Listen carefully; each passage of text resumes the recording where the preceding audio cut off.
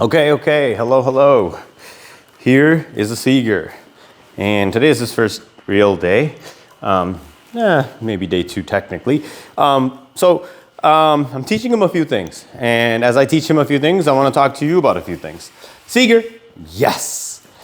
The first thing, dog training, when you have a dog that's whatever age, you're talking to like a little creature of the world that doesn't really understand human ways or human language, right? Look at what he wants to do. He's just hunting around for something to eat or something to get into, and if there was a dog, he postures up, you know what I mean? So he's just doing what dogs do. So in order to get a dog to do what we want them to do, we have to start with a few basic agreements. One of those basic agreements is every time I say his name, I want attention. So how you build that is by this. Seger, yes. Good boy, buddy. Every time I say that name, I want to mark it with the yes when he responds. Seger, yes. And as I mark that, marking things with a yes is another concept. It's the same technique as using a clicker. And instead of a clicker, I use yes. Seger, yes. Good boy.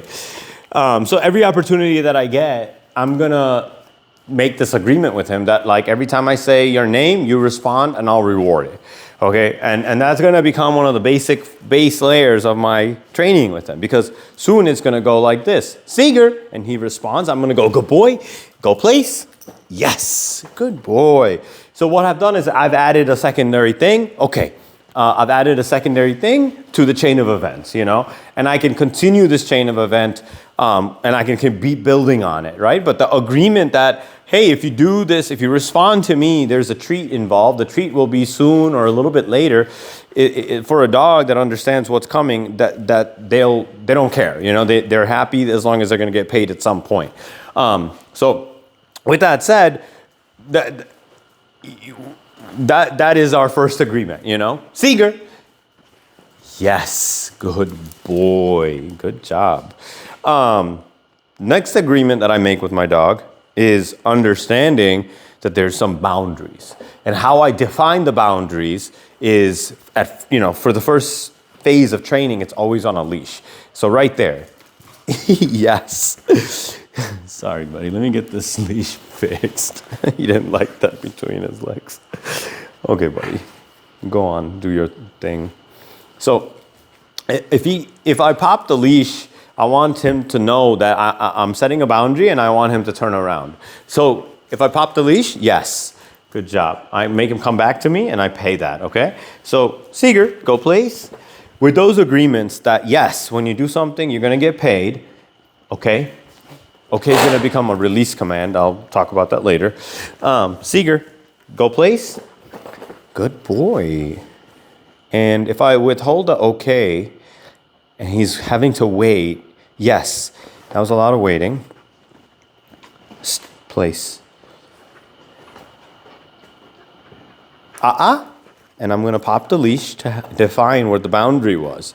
And the boundary exists now in this spot because I haven't released him.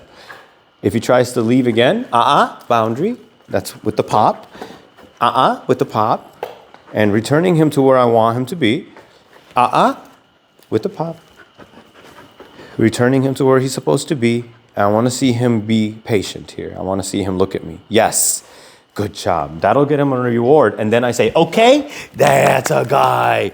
So there's a sequence of events that's taking place. And he has to understand that in order for this exercise to be over, I have to wait for my release command, which is the okay. But if I leave before the release command is said, those pops define that I have done something wrong and I need to turn around and go back. And it's going to be the same thing on a leash, like when we're on a walk. Like I'm going to be able to control which way he goes and his attention, yes, through the pops, okay? And I mean, he hasn't completely mastered it yet, obviously. Seger, that a guy. Go place. Good place. Good boy. Super buddy. Good boy. Good place. Yes. You have to stay on the bed to get your treat, buddy. Yes. And so these are all things that you have to, I didn't release yet, so you have to go back. Good boy. Yes. Okay. Yeah, that's my guy. That's fun. That was good. Good job, buddy. That was a good job. So, agreements, right? There's a path to getting a reward, and then there's a way to make a boundary with the leash and help the dog understand something has to be different, okay? And I'm not creating a bunch of other things yet other than getting him understanding how to get rewarded and how to avoid those corrections.